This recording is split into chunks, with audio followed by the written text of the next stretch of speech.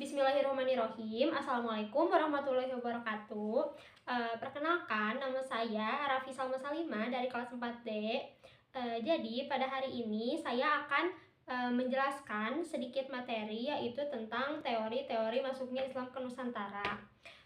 Untuk lebih lanjutnya, simak video ini. Nah, jadi tentang teori masuknya atau kedatangan Islam di Nusantara itu adalah merupakan suatu teori yang membicarakan tentang kapan awal masuknya Islam di kawasan Nusantara ini, kemudian siapa pembawanya, dari mana kedatangannya, dan bagaimana ajaran atau mazhab apa yang dikembangkannya. Nah, tetapi sampai saat ini terdapat berbagai teori mengenai kedatangan Islam di kawasan Nusantara ini. Nah, untuk teorinya yaitu ada teori India, ada teori Arab, kemudian ada teori Arab Persia, dan teori Cina. Nah, untuk yang pertama yaitu ada teori India. Nah, di teori India ini terdapat perbedaan pendapat antara satu sejarawan dengan sejarawan yang lainnya. Mereka tidak sependapat mengenai asal wilayah kedatangan Islam di Nusantara ini. Seperti contohnya saja Van Ronkel. Misalnya Van Ronkel ini berpendapat bahwa Islam dibawa ke Nusantara itu dari India Selatan. Ia memberikan alasan bahwa bentuk-bentuk populer Islam seperti ciri-ciri mistik, kemudian sastra Roman dan sebagainya yang berkembang di Indonesia itu berasal dari India Selatan. Nah, karena itu Van Ronkel ini berpendapat bahwa Islam itu datang dari India Selatan. Nah, kemudian ada pendapat lain juga, yaitu dari R.A. Kern, yang ini berpendapat bahwa Islam masuk ke Nusantara itu berasal dari Gujarat.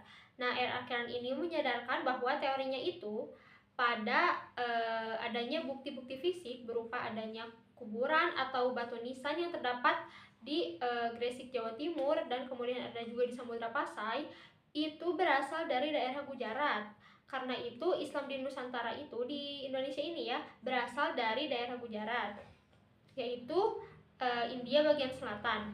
Nah, teori Gujarat ini didukung juga oleh sejarawan yang lain yang mengatakan bahwa tidak mungkin Islam datang ke Indonesia langsung dari Arab tanpa melalui ajaran tasawuf yang berkembang di India ini, yaitu yang ada di Gujarat.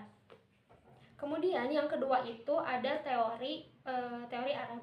Nah, teori ini menyatakan bahwa Islam itu telah datang ke Nusantara sejak abad pertama Hijriah atau pada abad ke-7 Masehi, yaitu langsung dari kota Mekah.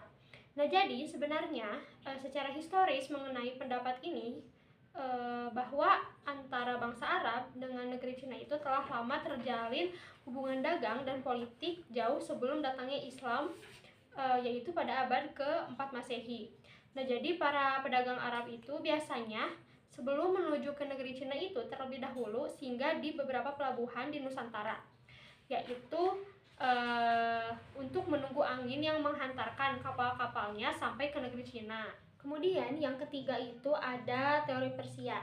Nah, teori Persia ini menyatakan bahwa Islam itu datang ke Nusantara itu dari tanah Persia atau sekarang itu merupakan negara Iran, yang dimana Persia ini bermazhab Syiah, yaitu pada abad ke-13 Masehi, masuknya itu pada abad ke-13 Masehi. Nah, teori ini didasarkan pada bukti-bukti sejarah berupa dijumpainya nama-nama sultan di Nusantara yang menggunakan nama Syah, atau kemudian ada juga Tashi atau Taksi dalam naskah-naskah di Cina. Nah, dalam naskah-naskah Cina disebutkan bahwa Taksih itu telah melakukan hubungan dagang dengan Cina dan membuat koloni di Canton, yaitu sekitar tahun 650 Masehi. Selain itu, teori Arab Persia ini juga didasarkan pada dua alasan, yaitu yang pertama itu bahwa banyak tradisi kaum Syiah yang dipraktikkan masyarakat Indonesia di beberapa wilayah gitu ya, seperti di tradisi Muharram.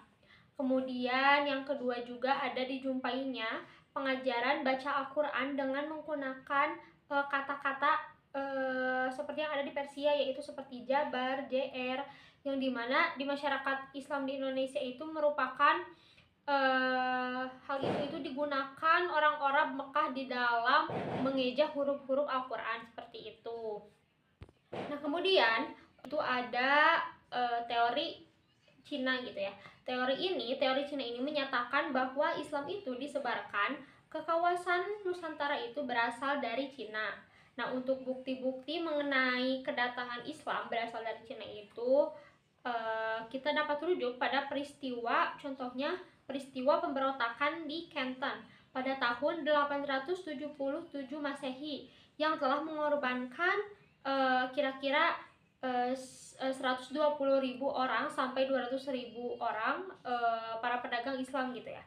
Yang kebanyakan para pedagang Islam ini di antara sekian para pedagang Islam, sebagiannya itu melarikan diri ke wilayah-wilayah pesisir pantai, yaitu yang ada di Nusantara seperti itu. Nah, mungkin sekian yang dapat saya sampaikan mengenai teori-teori masuknya Islam ke Indonesia. Mohon maaf apabila ada kesalahan. Terima kasih. Wassalamualaikum warahmatullahi wabarakatuh.